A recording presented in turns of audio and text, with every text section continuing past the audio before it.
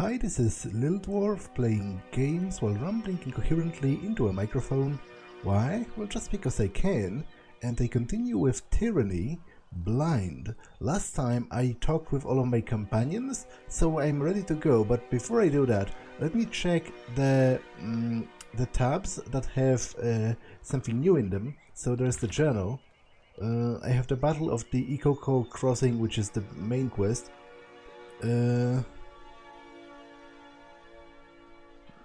Taking the Outer Valley.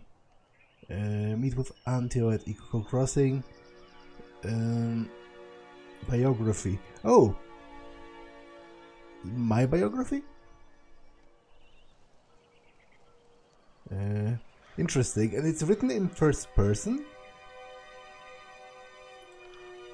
Can I make my note? Okay, I can make my own notes here. Records. Most enemies defeated. Verse. Most damage than me. Critical hits. Most tenants knocked out. Lantry 1. Okay, but actually, let me read my biography. That might be interesting. What sort of insight my character himself has on the events so far. Public speaking is nothing new to me, though I must admit the stakes now are significantly higher than my usual pleasantries. One could argue that the service to the Adjudicator is the most ambitious use of speechcraft available on Terratus. If I can use rhetoric and persuasion to convince Tunon that I am an asset to the court, I might live to retirement if I'm lucky. Between the rigorous training, the broader education, and the constant oversight by the Adjudicator, my colleagues and what? The constant oversight by the Adjudicator, my colleagues, and sensing Blend and Mark lurking in a corner, all the while, the life of a Fatebinder is a harder life than most would expect. I think Tunon does this to his students intentionally, keeping us anxious, guessing, and competitive. Even if we are some of the most respected folks in the Empire, Tunon likes to keep us humble. Like is too strong a word for whatever pale imitation of emotion lurks behind that inscrutable mask. I've gotten this far with Tunon's confidence. Let's see how much farther I can go. Tunon has awarded me an unheard-of honor, the opportunity to accompany Kairos' forces on the campaign south. He says I am to represent Kairos' law on the savage frontier and pave the way for a civilizing hand. I'll have some military authority at my disposal, but Graven Ashe and the Voices of Nerat will be the architects of the conquest. Mostly I'll be there to observe the wartime operations and settle disagreements as they arise. I know that the Southerners will only accept Kairos' peace kicking and screaming, so here's to hoping I can make a transition a smooth one for us all. In 428 TR, we won an early victory against the border garrison, settling a glorious tone for the war to come. Disfavored morale was as high as I've ever seen. Setting out ahead of the army, I arrived in the bastard city and kept a low profile. The help of a well-connected local gave me exactly what I needed to prepare the city's downfall. With the army on the horizon, I helped the bastard city fall from the inside. I killed the city marshal in a formal duel, demonstrating to the locals that the forces of Kairos would not be easily routed. Separating from the chain of command and worming my way behind the enemy lines tested me raw, but I lived to see the bastard city fall. This was an important victory, hopefully the first of many. Now that Tunon has established a court in the vacant throne room and summoned the other Fatebinders, he's sending me to accompany the army while he tidies up his new city. I've chosen to follow the army to the realm of Apex. The Southerners don't take up a lot of space here, but what land they possess is commanded by rivers and mountains. Choke points, in other words. Sounds like a worthy challenge for a military. Even though the Triersmen are afraid of magic, a school of water mages fought for the realm of Apex in 429. I ensured that they wouldn't be a problem any longer, their teachings soon lost to history. Between major battles, I found a less celebrated form of success in teamwork. When my forces apprehended an enemy captain, I gave the order to send him back to his people with a message. It was the only way to convince the Southerners that cooperation was in their best interest. We did more than just fighting in Apex. When the defenders sued for peace, I negotiated a bloodless victory that won our forces the Edgering Pass, an important staging ground in the mountains. Those Apex defenders are a feisty, passionate bunch, more combative than I might have guessed. We really had to break their spirits before the offer of surrender made any practical sense to them, stubborn but admirable enough for Southerners. I'm being deployed farther afield. It seems my work is never done. A small detachment of soldiers is making for the Vellum Citadel, a sprawling repository of lore that is so forbidden that it would leave Tunon gasping on the floor if he read as much as the shopping list dredged from the stacks. I can't help but find my curiosity piqued at what or who I might find there. The sages are said to be the more intimidating than they appear, but I suspect that they will see wisdom of surrender. In 430 TR, I joined a military detachment to capture the knowledge and resources of the Vellum Citadel. When the sages attacked, I ordered the disfavored to raise a shield wall, sacrificing lives so that the Scarlet Chorus could make a clean retreat. All of the knowledge housed in the Citadel, and we weren't allowed to read a word. A fight broke out after the Scarlet Chorus attempted to rescue books from a bonfire. I ordered the scrolls given to the Chorus as rightful plunder. After the campaign grew divisive and the armies fractured, Kairos granted me the honor of proclaiming the Edict of Fire. I warned the sages in advance, giving them a final opportunity to surrender or prepare before laying waste to their library fortress. The siege was brought against these meddlesome spellcasters. The siege we brought against those meddlesome spellcasters took more out of our small detachment than we had to offer.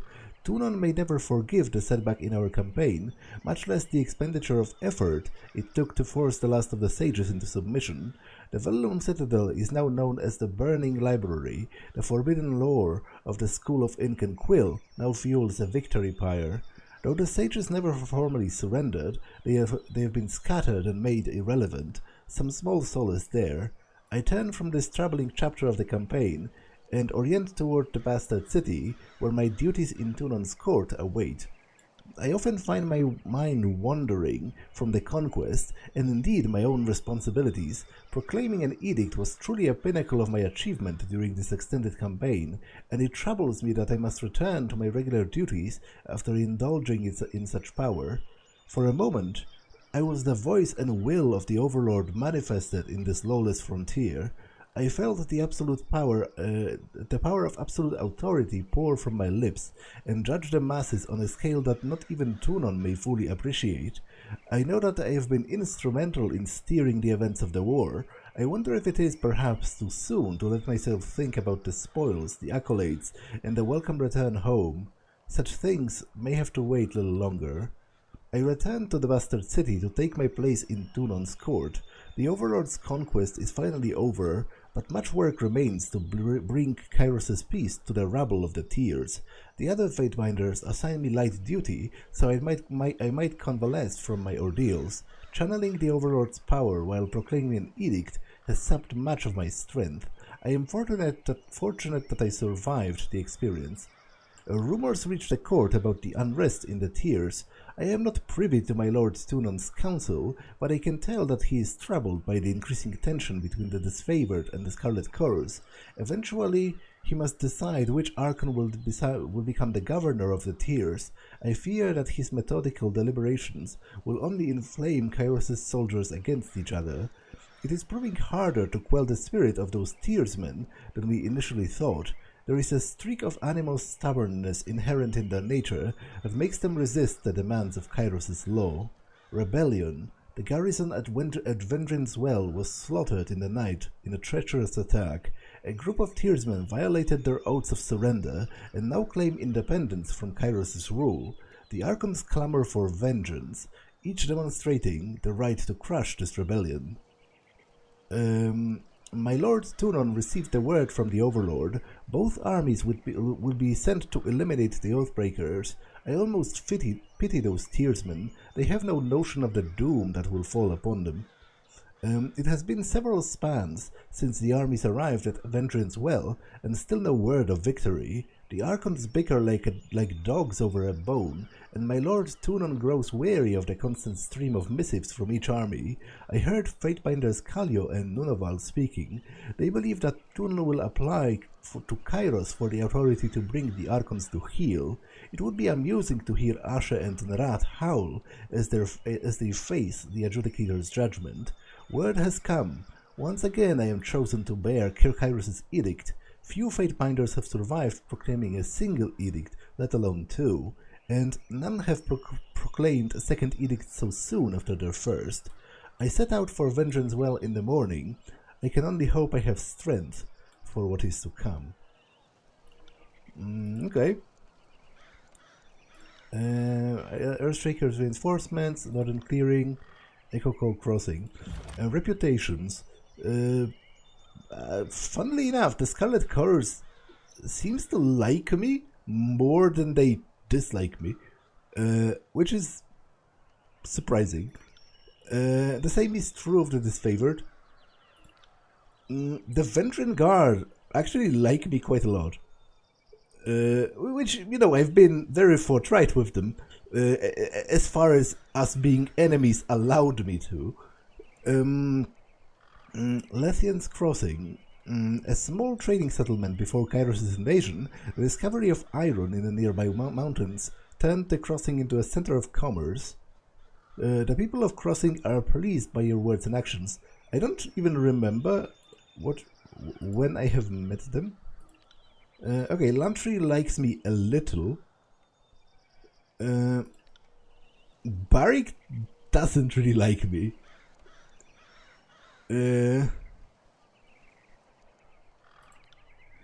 Neither does Verse, for that matter. Ebbe is a companion. That's a bit of a spoiler, to be honest. Because, you know, she's under the companion tab, but as of now, she's my enemy. You know, she's a Tidecaster in the service of the Vendrien Guard. So that's a bit of a spoiler. But she likes me a lot, which again, it's understandable because I've been very sort of understanding of the rebellion. Tunon likes me a little. Graven Asher likes me a lot. And the Voices of Nerat is mixed. Spell creation. Can I do anything interesting now? Let's try. Focused intent.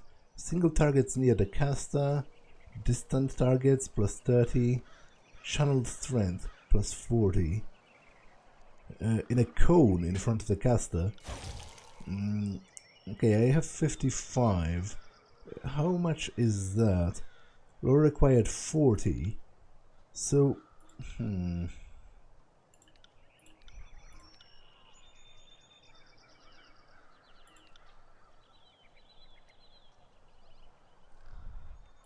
I could create something like this, Icicle Storm. Let's try it out.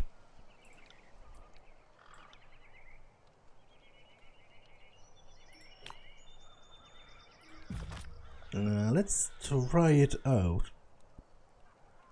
Where are my created spells? Right here. Icicle Storm, yeah, in a cone. This is pretty interesting because it's an AoE, technically speaking. Like, I just have to be careful not to kill my own people with it. But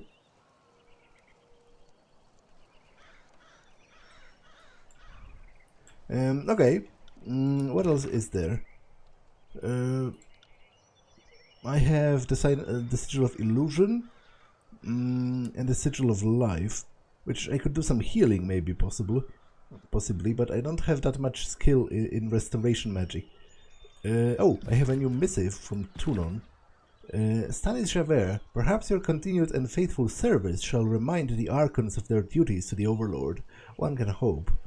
May fortune favor your endeavor. Tunon the Adjudicator, Archon of Justice. Okay, so that's just a response to my response. I got it.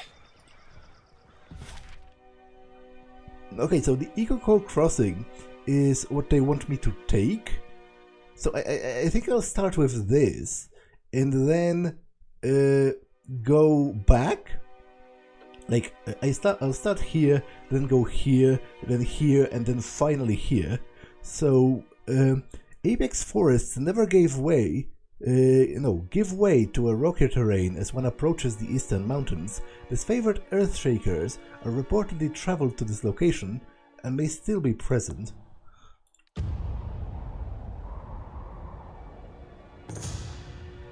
Encountering the Vendrien Well.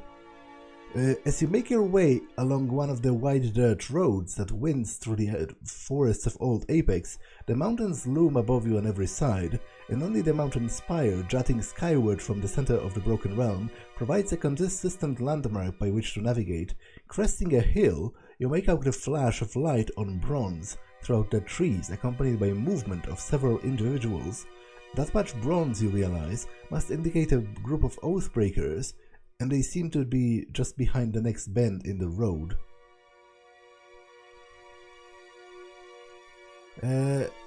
Well, I will try to approach quietly and see what they are doing.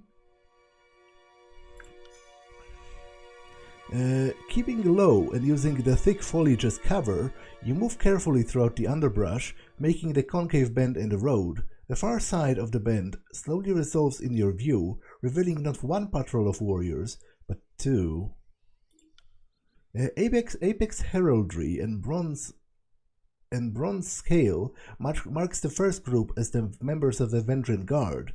The other warriors, however, wear rings of bronze set in heavy cured leather, a sigil on their tabard styled in the likeness of the Bane. You have heard that a group of brutal mercenaries out of Haven adopt a similar heraldry.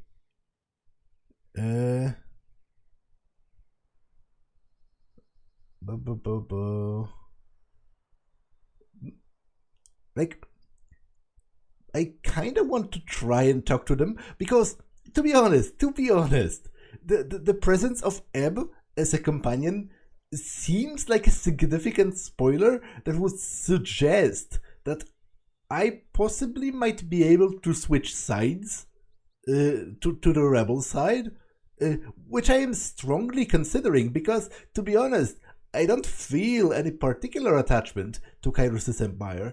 Like, it has its perks. For example, equality under the law is a major plus. But it's all made borderline irrelevant by the fact that it's a violent empire of conquest that subjugates people against their will, and chains them to the will of some demigod who can destroy them on a whim with his thoughts. Well, rather with his words, but still. I sympathize a lot with the Vendrien Guard because what they said about how they fight, because sure, their country may have not been perfect before the arrival of Kairos, but at least they ruled themselves. It's something that speaks to me, so I might very well switch sides if the game allows it, and I have a sticking suspicion it will if Ebb is supposed to be a companion. Unless she switches sides, I guess. Let's try speaking with them. Like, I can always fight them later.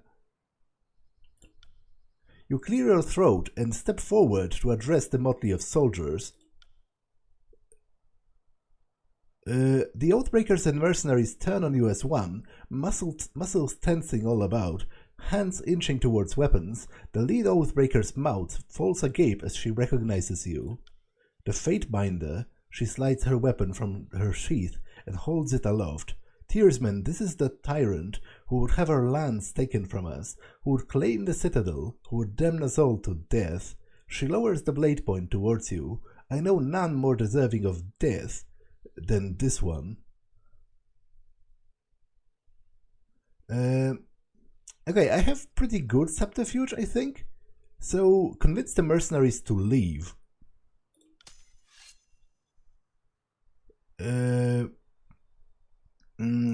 Few crimes earn the enmity of the court of Fatebinders, you state, than the death of one of their own. Those involved can expect to be hunted to the shores of the Tears and beyond. One of the mercenaries laughs. Who would bring charges against him if all witnesses to the crime have expired? Oathbreakers and mercenaries alike throw their weapons, advancing hungrily towards you. Okay, so it didn't work. Oh well. I was trying. Come and finish it, Northern Lapdog. Wait, but why aren't they attacking me? Trouble is afoot. For the Queen and for the Tears. Okay, they are attacking me now. Let me try this. Spells.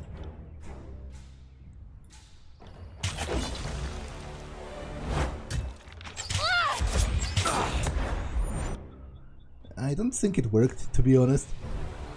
Doesn't look like it did. Sorry.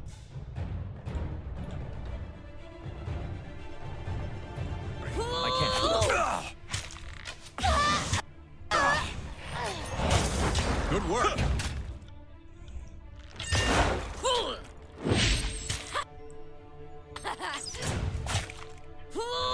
Someone's stunned. So heavy. Can't move.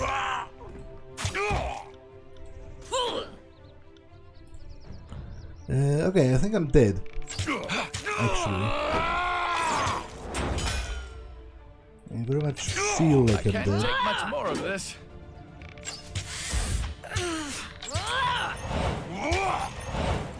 I'll omit that from the record. Where did all this blood come from? Yeah, that's a bit embarrassing.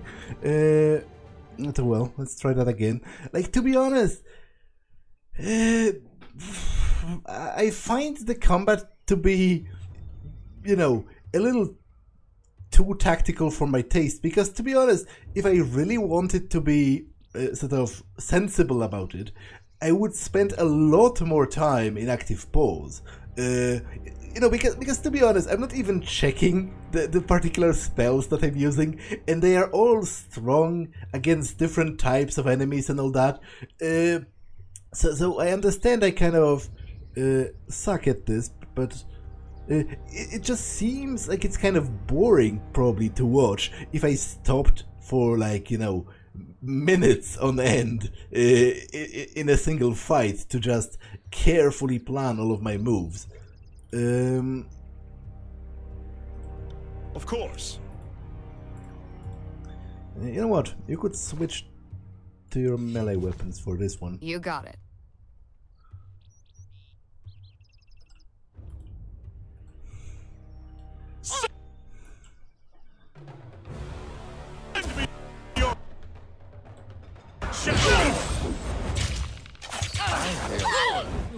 Terrible. Wake me up when it's over.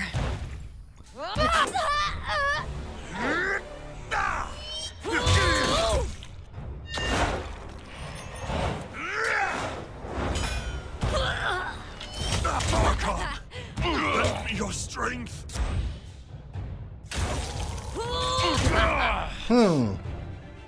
Well, that's a predicament. That's a predicament, to be sure.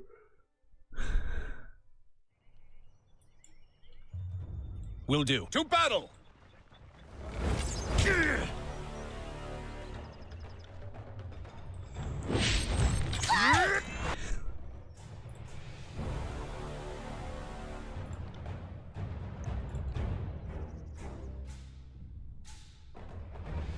Sorry, I can't.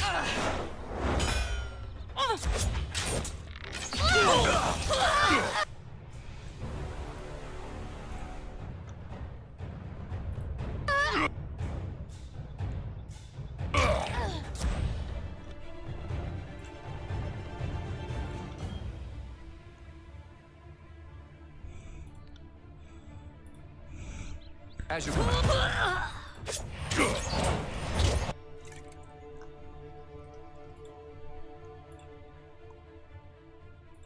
do.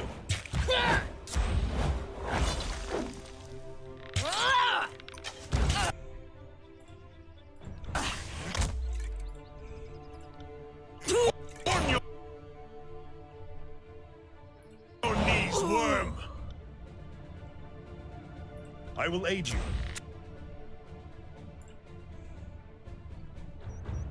Oh, someone stitch me up.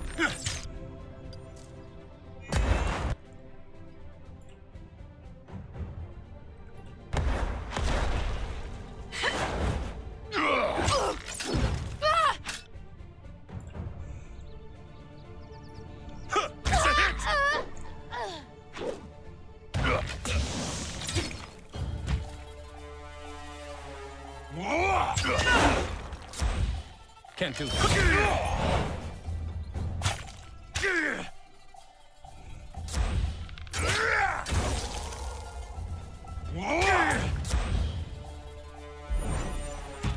Someone staunch my bleeding.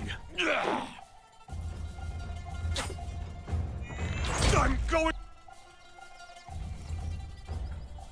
I'll down. take care of it.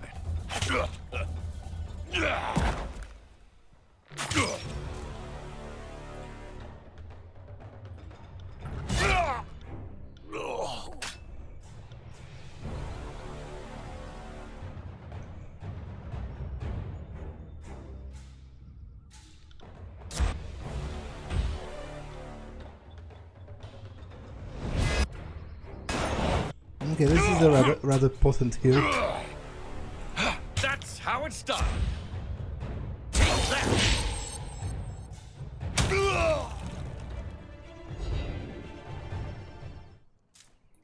Okay, I'll need to rest later to heal them. But fortunately I have 300 days to take heavy bronze armor. Now, I'm pretty sure Verse is wearing light armor, and so am I. And obviously I can't change Barrick's armor because Nobleman's braces.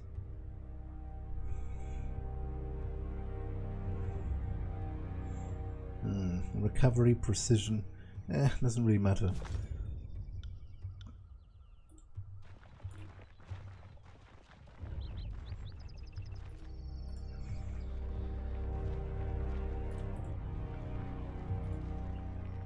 Can't do that.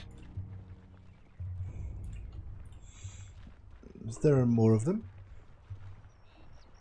That would present certain problems. Keen javelin, leather helm.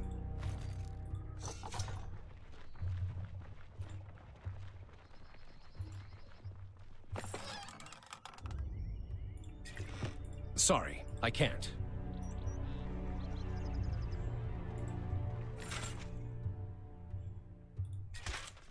Sorry, I can't. Can I rest in the wilds? I did kind of... I do kind of remember seeing something like party supplies somewhere. Strength toggle. Yeah, camping will remove all wounds.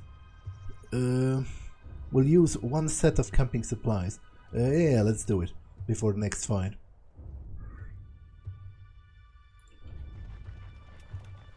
Okay, let's continue. I was going here to the northern clearing.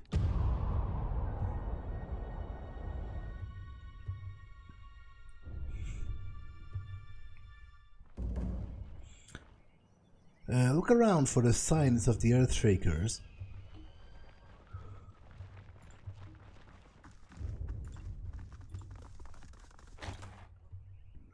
Earthshaker staff. Okay, it has a bonus to DPS compared to what I'm using. But it also... Staff of Boreal Frost. Does it use Command Frost or... Because that's my main magical aptitude, right? Control Stone. Yeah, that's what I figured. Okay, I would prefer something with atrophy or cold. What do you use actually? You probably use something. Oh, you actually literally use a dagger. The serpentine blades of Lantry's daggers are stylized with splayed veins of avian feather, giving his weaponry the appearance of a sharpened metal quill pen. Lantry has many of those daggers, some in varying dimensions but all weighted for throwing, stashed about his pocket-rich ensemble. Though intended to be thrown by an erudite scholar running away from danger, those quills are sturdy enough to be used in melee if the situation demands it. On it.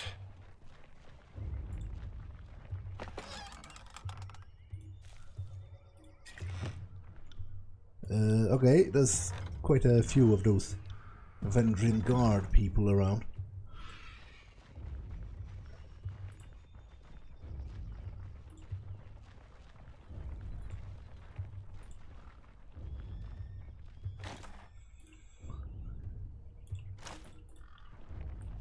You switch to melee.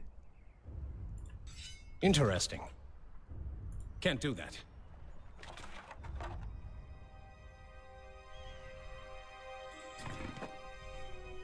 Okay, they have some of those capture. You know, they've taken them prisoner. Can't do that.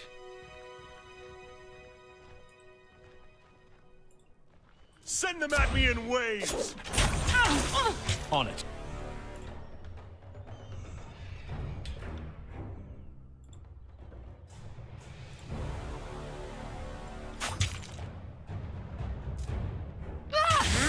How it's done. I'll take care of it. Did I always have...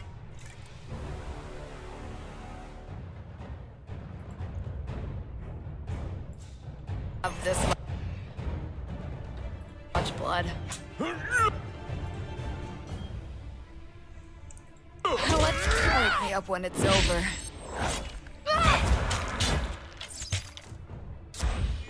Will do.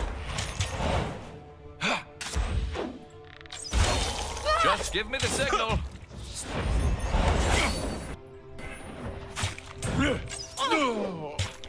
Damn my eyes! Take that!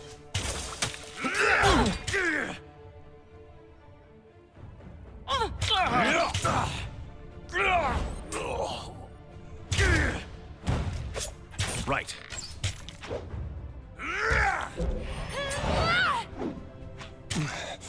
I'm injured. On your feet, soldier!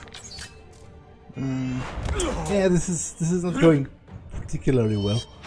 And you know, it's one of the reasons why I didn't want to choose a higher difficulty, because I figured this game is most likely going to be pretty complicated when it comes to combat. You know, and the expectation of tactics that it places upon you. Like, you know, rushing sort of head along and just clicking on the enemy is not going to be enough. It's pretty clear, even at this early stage. I will aid you. I don't think you can do it. But I'm sort of fighting for honor at this point.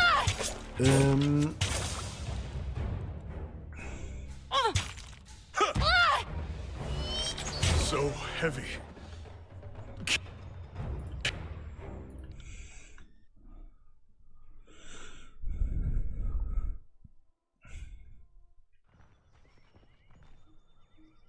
On it. Talking with companions, yeah, I know that. I clicked on that by accident. Found something.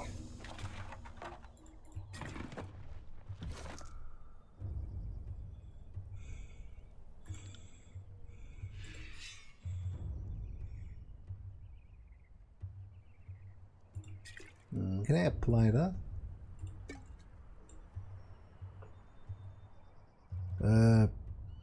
Okay, I assume when I use the poison, you're going to poison your blades and not yourself.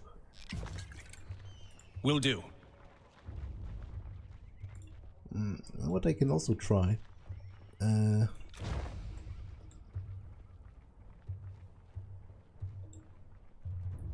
Right.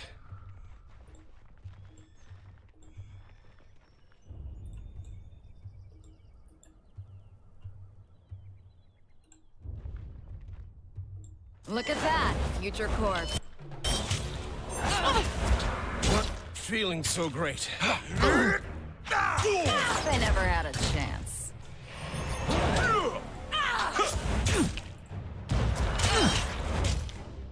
You still with me, boss? I better not wake up dead. I can't take much more of this. Okay, that didn't work. Because what I wanted to do is like do a stealth attack or something. You know, Verse seems like an agile type of warrior that would possibly benefit from something like that. She's lightly armored.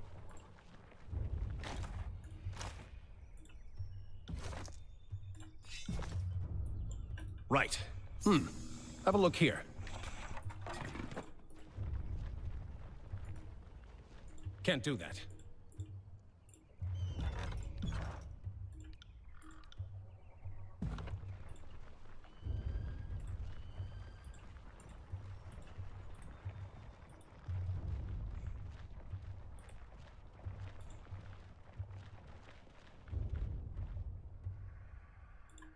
At once. I'll do it for the North. Come at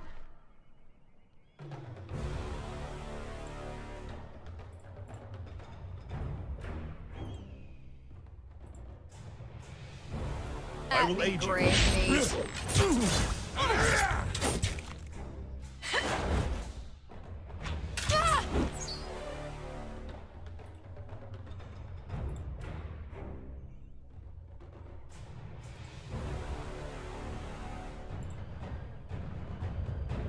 Let's have it then.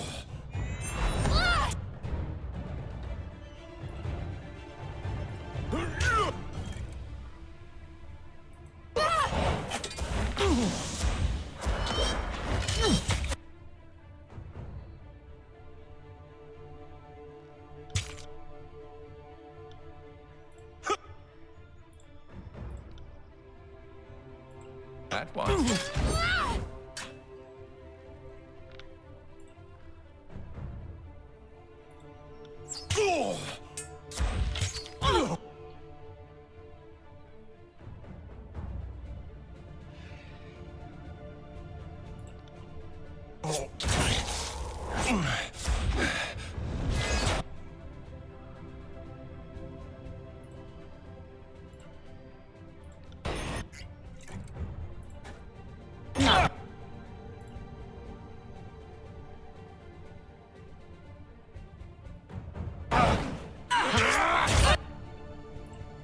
Can't take much more of this.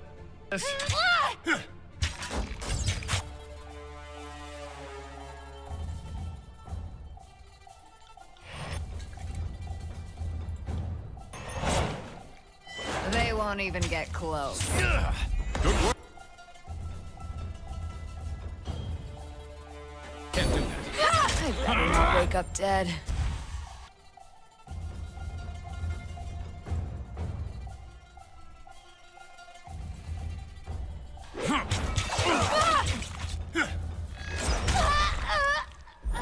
None stand in our way. Right. I can feel my...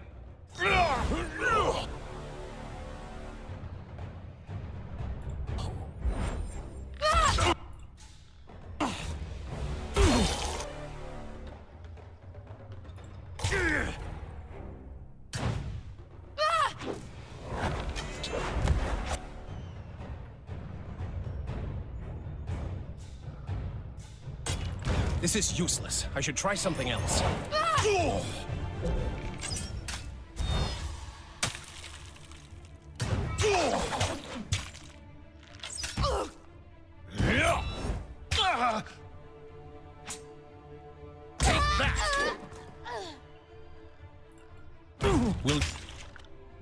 I've got it. Okay, Barrick, it's on you. I think you might be able to do it.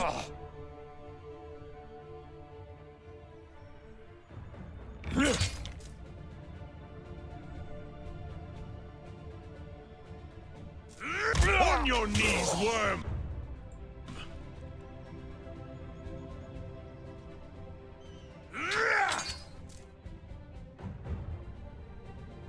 I'd have it no other way.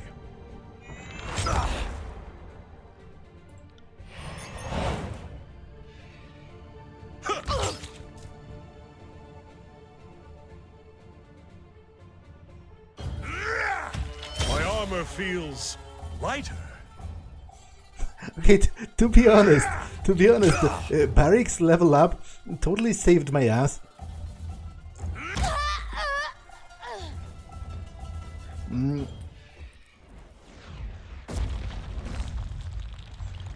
You there, you're not with the Oathbreakers. On that front, you're correct. I'm not.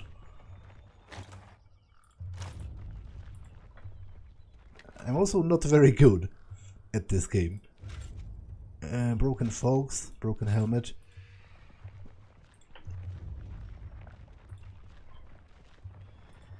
Okay, let's talk to them. Can't do that. The Earthshakers moved this boulder with ease. Magic of that magnitude might be crucial for taking Vendrien's well. Although, to be honest, now that I think about it, you know, if I plan on switching sides, perhaps I shouldn't be helping Kairos' forces that much, because that seems a little counterintuitive, but I want to do it because I want to experience the content. Ah, Fatebinder, how fortuitous. The Earthshaker pounds his chest in a salute. For us, I mean. Decidedly not for the Oathbreakers. A smirk quirks to the right side of his mouth as he surveys the carnage you left behind. Whether intended or not, we are indebted for your help. Return the salute. You're welcome. He spreads his dirt-streaked lips in a relieved grin. May the stones guide your step, and may you walk without falter on sturdy ground. Where's the rest of you? Was part of your squad killed or otherwise separated? Aye, the Oathbreakers felled Grisender before we could erect the barricade, but our circle alone was all that Master Radix could feasibly spare. We're here, and though wayworn, we're ready to help.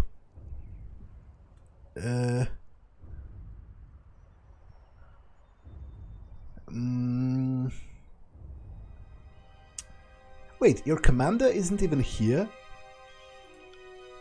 With all due respect, Fatebinder, it's not a matter I'd expect you to understand. We absolutely cannot abandon Cairn to the Stone Sea. His nostrils flame in mild ire. As we've recently located him and are in process of constructing a fort to guard his remains, we could not spare another mage, especially now, with the beast tribe that's flocked to Cairn in his final days, is becoming increasingly territorial and contentious.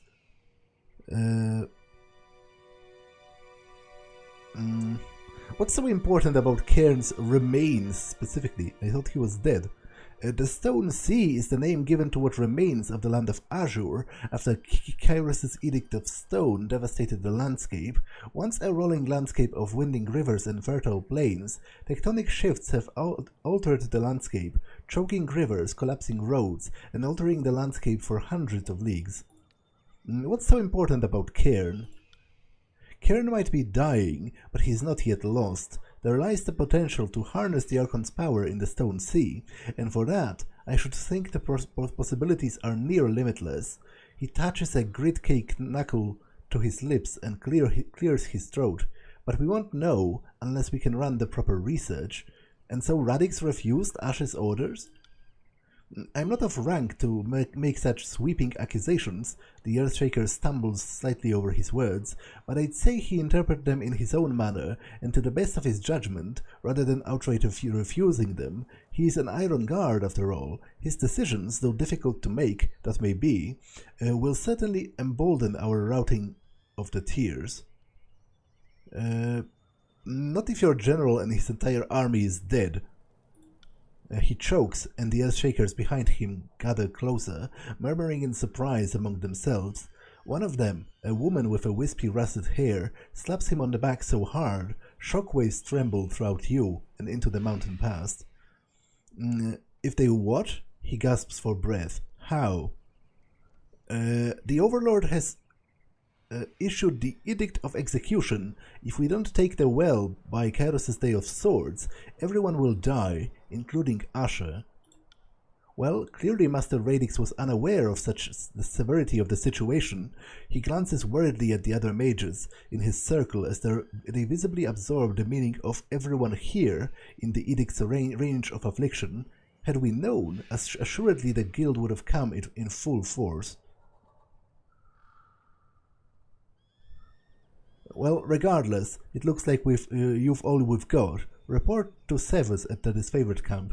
He'll have further orders for you there. With a shaking nod and even shaker salute, the Earthshaker gathers his circle, and cloistered together, murmuring or perhaps chanting in hushed voices, the battle mages march towards the valley.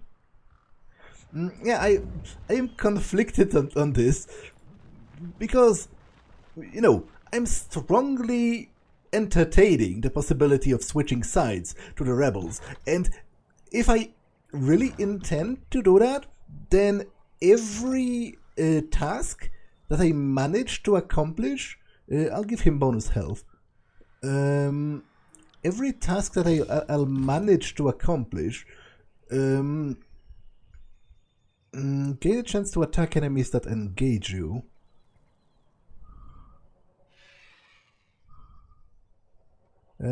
Sure, it's like an attack of opportunity. Whatever side quests I do for Kairos' side will actually make it harder for me to succeed if I do decide on switching sides. But ultimately, I think, seeing how I'm playing the game for the first time, it's more important for me to see the majority of possible content. Like, I don't want to skip quests. Tripnettle Wilderness earned its title from a preponderance of thick, stinging nettles. Though expanding settlers aggressively cleared the plant, the name persisted. Tripnettle is but one of several expansive forests in the valley, easily capable of obstructing rebel movements and operations. You determined that the Vendrien Guard have operated in this area, making it a prime location to secure.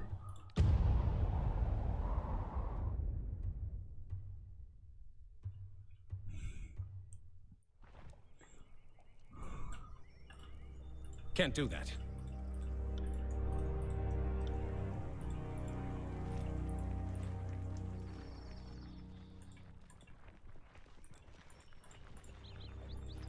What do we have here? What's going on with the pathfinding? Light leather gloves, deflection, unarmed DPS. I think they are better than what I have.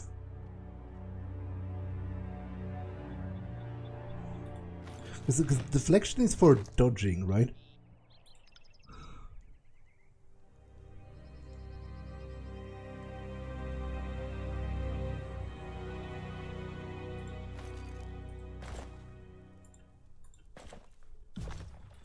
What's going on with the pathfinding? Sorry, I can't. It's pretty weird. Okay, that's a barricade. And those are the Vendrien Guard.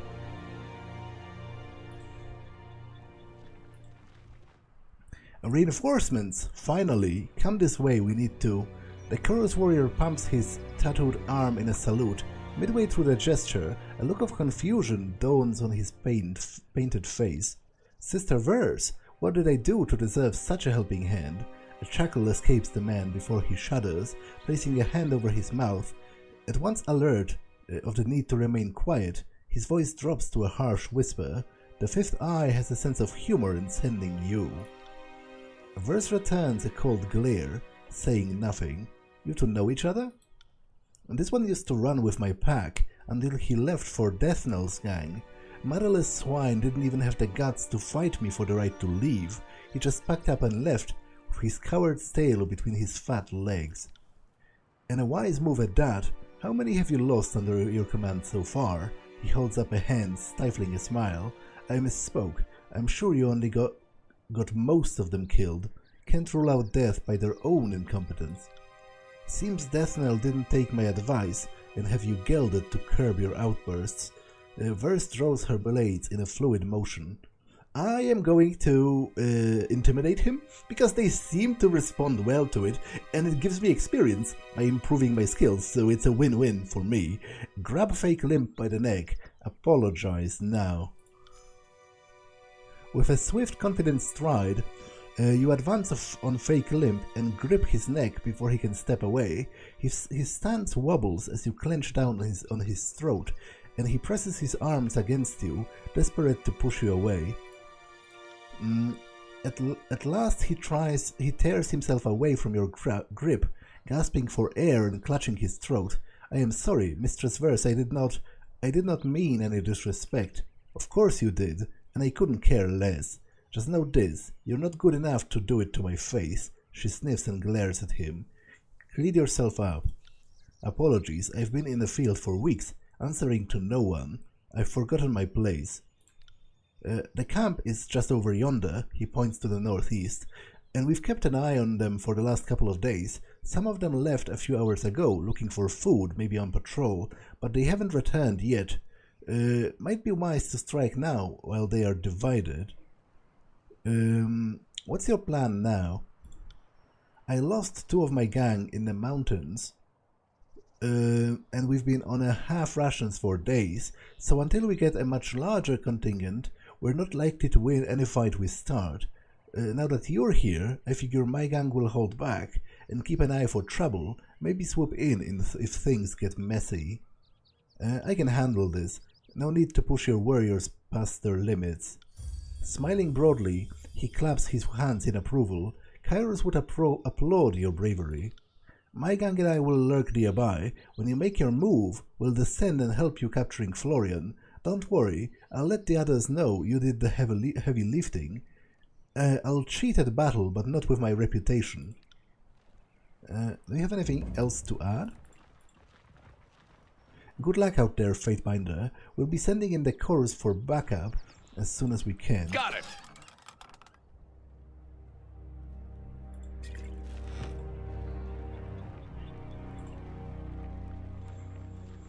Spotted something.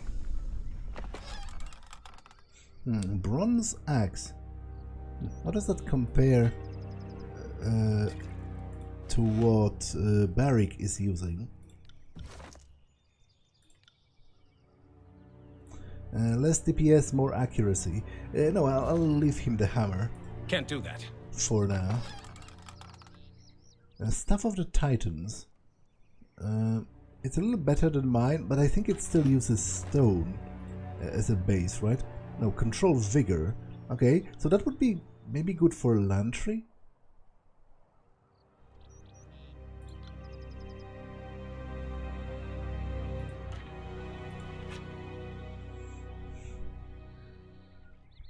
Uh, 6 to 8 slash, 15 crush. Okay, I think he could do well with this. What's your skills? Control vigor. Okay, you don't have that much in... Actually, you have a lot more in one-handed weapons than magic stuff. Interesting. So maybe you shouldn't be using this.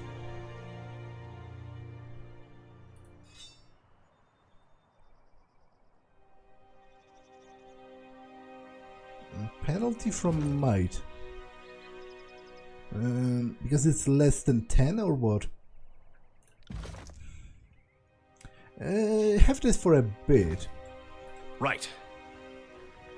Come at me, grave meat.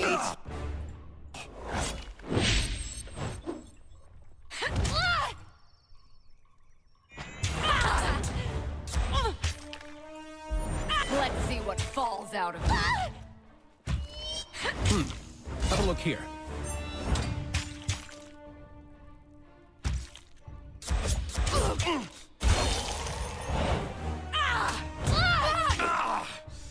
Well struck.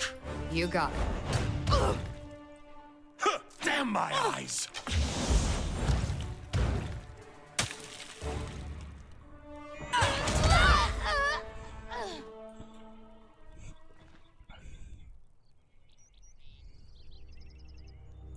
Okay, I'll stand around a little to heal.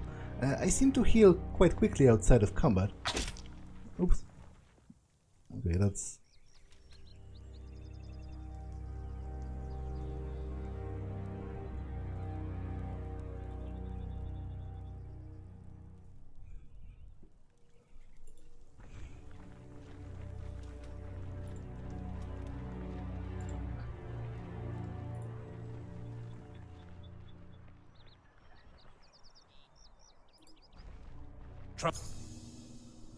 Interesting.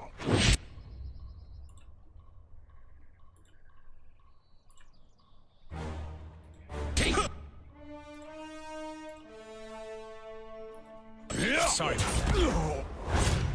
Pity.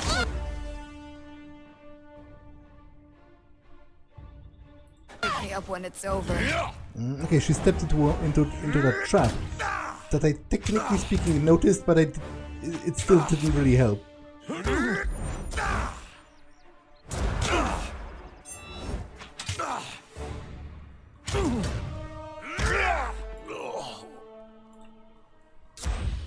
Sorry, I got it.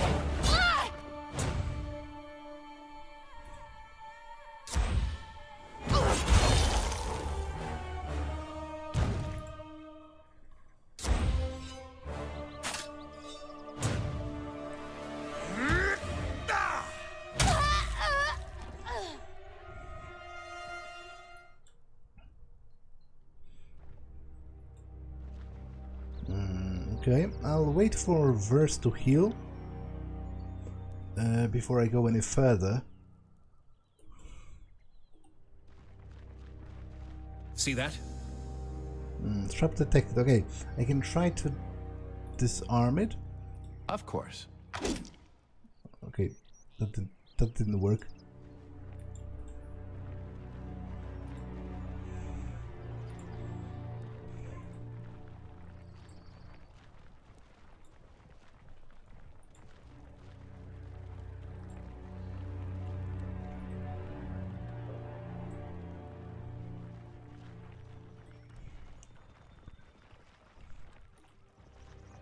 Hey, over there.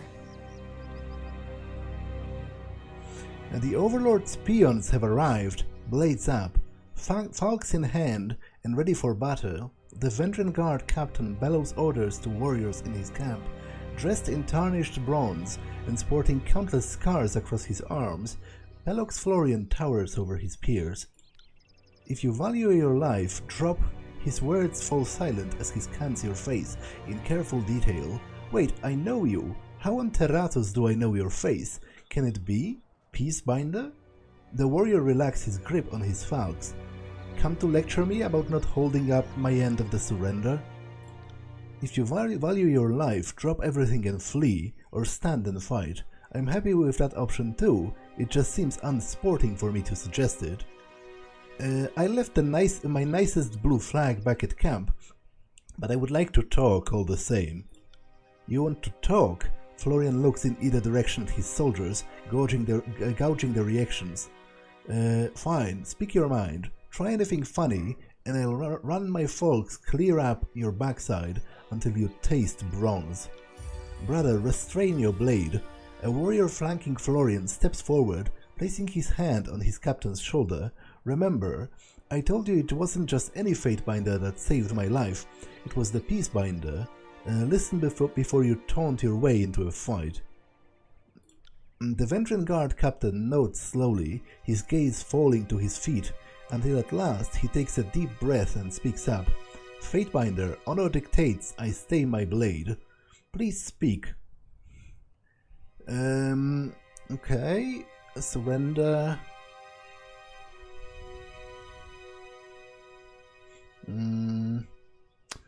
I can lie that I've been sent to inquire about some disfavored scouts, which isn't technically true, but if they tell me something about them, that might still be important. So, let's do that. Graven Ashes sent me to inquire about the disfavored taken captive during the uprising. He did? Quiet down, Oaf. Okay, so Barik didn't get it. Them, he regards with a puzzled look. Captain Tarkis would know more. I've been in the field for quite some time. He lifts an eyebrow. I'm sure you know we don't kill prisoners, but I can't give you a better answer than that. Fine, I'll listen all you want, but I'm not sure what will come of it. You're not talking to some frightened peasants. We're all here to die on our feet, opposing Kairos.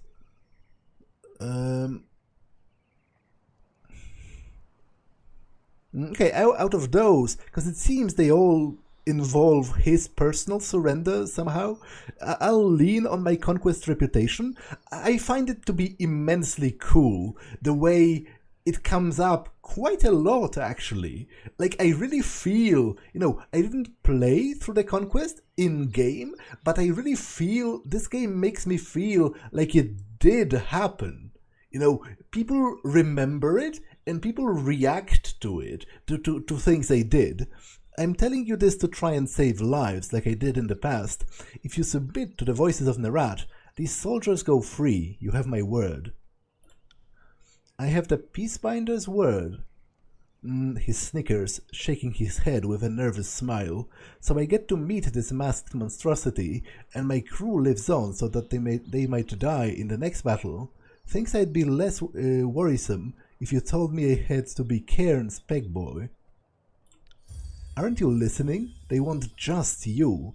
The rest of us slip away and have a chance. If this were a battle, and you could stand in front of the disfavored phalanx and actually stall them long enough for me and the crew to escape, you would do it. You wouldn't think twice. Tyrell would do the same. He loosens his grip on his folks, shaking his head. The Vendrien Guard captain inhales deeply, taking a quick survey of his soldiers as he exhales. I will do it. If you allow my soldiers to leave, I will concede and agree to be your prisoner.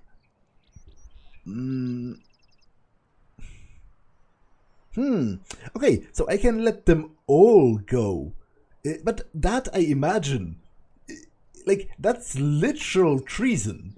I've been skirting the lines, kind of, so far, but this is literal treason. I'm not accomplishing even a smidgen of Kairos' war goals with regards to this situation if I let them all go. Because if I take him prisoner and leave the others to go, I can say that I leveraged, he's the commanding officer, and he surrendered without a fight, so we didn't have any casualties. But if I let them all go, then we've literally accomplished nothing. This is, point blank treason, as it were. So if I choose this, I'm pretty sure I am throwing my lot in with the rebels, but I think I will do that because, as I said, I feel no particular loyalty to Kairos, and there are certain elements that I dislike about how the tiers are run. The matriarchy among, one of them, and the fact that they seem to be sort of well, to be honest, isn't that the only point I have a problem with? Like, they seem to understand the concepts of honor and, discipline and sort of the rules of waging war well enough. Like, he himself seems to hold it as a point of pride that they don't kill their prisoners, whereas we do. It's just a matter of the disfavored kill them quickly, whereas the Scarlet Courts enslave them or kill them slowly, which is even worse.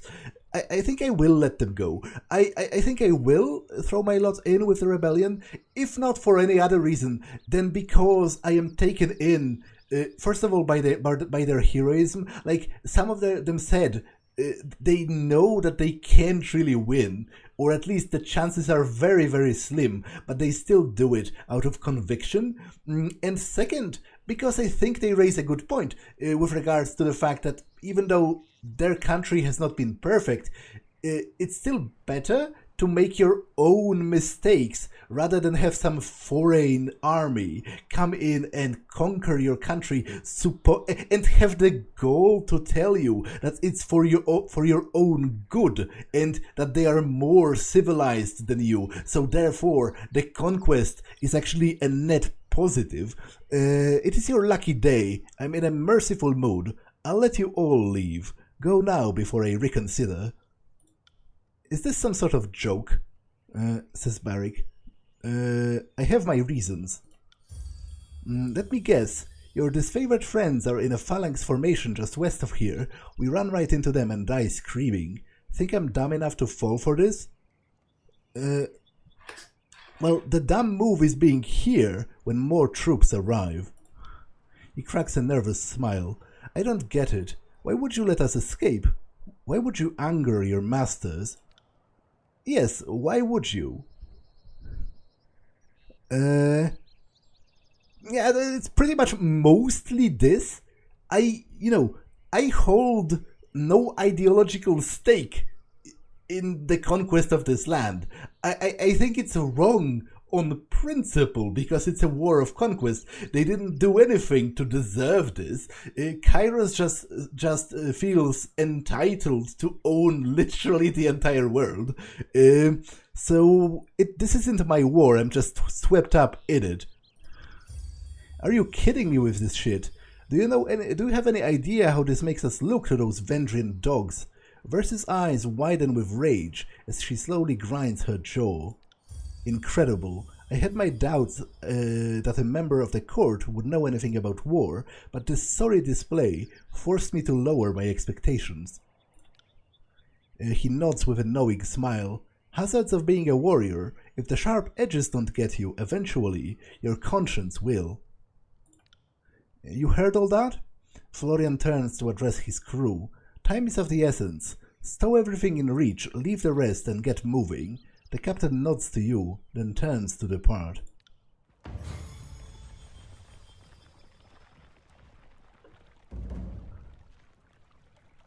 Okay, Lantry has leveled up.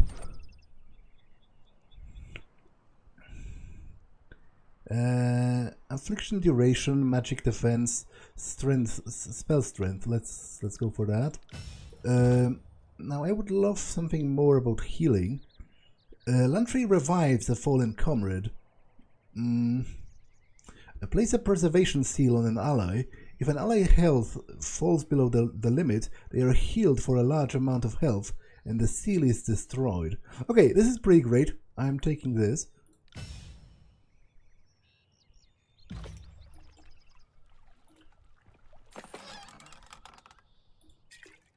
A sigil of Frostfire accent.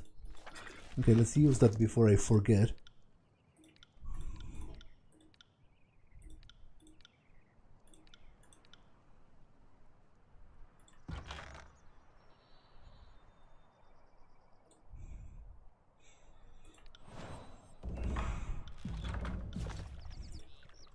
Insects flutter around and land on a few pieces of rotten vegetables interspersed among the produce.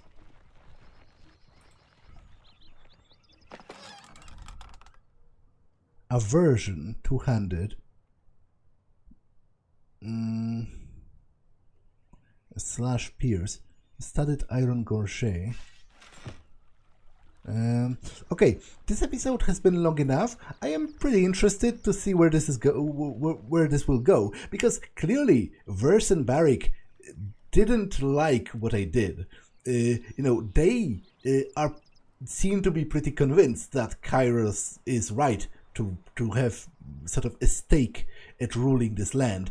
So I wonder if they will turn on me if I was about to say if I join the rebels, but technically speaking, even if I haven't joined the rebels yet, I'm pretty sure I betrayed Kairos, and I don't think the others are going to let it slide. So it's interesting to see what will happen.